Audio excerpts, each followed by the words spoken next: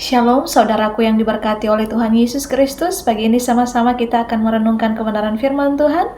Dan biarlah benih firman Tuhan yang kita renungkan bersama di pagi ini itu menuntun jalan bagi setiap kita. Pagi ini saya beri tema dengan tema beristirahat di hadirat Tuhan. Kita baca dalam Keluaran pasalnya yang ke-33 ayatnya yang ke-14. Di situ dikatakan, dan firman-Nya, hadiratku akan menyertai engkau dan aku akan memberikan kepadamu kelegaan. Saudaraku yang diberkati oleh Tuhan Yesus Kristus, mungkin pada saat ini kita sedang tidak baik-baik saja, pikiran kita lagi penat, mungkin penat dengan pekerjaan, dengan masalah kehidupan yang datang silih berganti, dan membuat kita itu kehilangan damai sejahtera. Tempat yang paling tepat adalah kita beristirahat dalam hadirat Tuhan. Beristirahat dengan diam dan biarkan Tuhan berbicara di dalam jiwa kita. Kita beristirahat di dalam Tuhan, itu juga adalah senjata melawan musuh. Mari kita belajar untuk kita beristirahat di dalam hadirat Tuhan. Di dalam hadirat Tuhan, kita menemukan yang namanya ketenangan, karena tempat yang menyegarkan, di mana kita akan menemukan penghiburan, menemukan kedamaian, dan kita mendapat perlindungan ketika kita ada dalam hadirat Tuhan, beristirahat diam dalam hadirat Tuhan. Itu sebabnya Tuhan Yesus berkata, hadiratku akan menyertai engkau dan aku akan memberikan kepadamu kelegaan. Dan ketika kita diam dalam hadirat Tuhan, Tuhan akan berbicara kepada kita di dalam hati kita, dan Dia akan memberikan kita dan Dia akan memberitahukan kita jalan-jalannya, Dia akan memberitahukan kita perintah-perintahnya. Ketika kita menghabiskan waktu bersama dengan Tuhan, kita akan dibukakan hikmat-hikmat yang baru oleh Tuhan.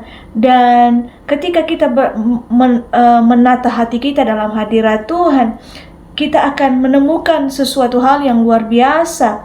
Jadi mari kita datang dalam hadirat Tuhan dan biarkan Tuhan itu menyegarkan setiap kita. Saat kita melakukannya, Roh Kudus akan melepaskan kuasa kebangkitannya di dalam tubuh fisik kita, dan tubuh fisik kita dihidupkan kembali. Kita lihat dalam Kejadian 2 ayatnya yang kedua. Dan pada hari ke-7 Allah telah menyelesaikan pekerjaan yang telah dibuatnya, dan berhentilah Ia pada hari ke-7 dari segala pekerjaan yang telah dilakukannya itu. Dalam firman Tuhan ini, Tuhan Allah memberi contoh tentang cara hidupnya, cara bagaimana ketika Dia bekerja dalam menciptakan bumi, Dia juga beristirahat. Tuhan saja menciptakan langit dan bumi, Dia beristirahat. Kita juga diizinkan untuk beristirahat.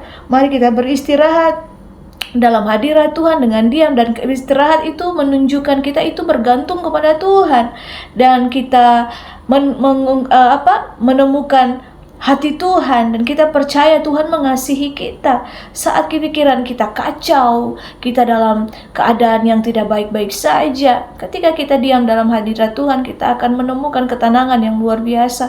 Kita akan menemukan damai sejahtera, dan kita akan menemukan hikmat-hikmat Tuhan yang baru. Dan biarlah mari di pagi ini kita mau sama-sama bersekutu dengan Tuhan. Kita mau sungguh-sungguh mencari Tuhan, diam di kaki Tuhan, kita mendengarkan suaranya, dan segala beban kita Tuhan yang akan menanggungnya. Karena firman Tuhan berkata, marilah kepadaku setiap orang yang berbeban berat, yang letih lesu. Wow, Bapak Ibu. Maka dari itu ketika kita menemukan permasalahan dalam kehidupan kita menemukan banyak persoalan dalam kehidupan kita duduk di kaki Tuhan, kita beristirahat dalam hadirat-Nya, sehingga kita dalam hadirat Tuhan, kita menemukan ketenangan yang sejati di dalamnya. Biar Tuhan Yesus memberkati setiap kita. Renungan di pagi ini menguatkan setiap kita dan membuka mata rohani kita. Pentingnya kita beristirahat di dalam hadirat Tuhan. Tuhan Yesus memberkati. Immanuel.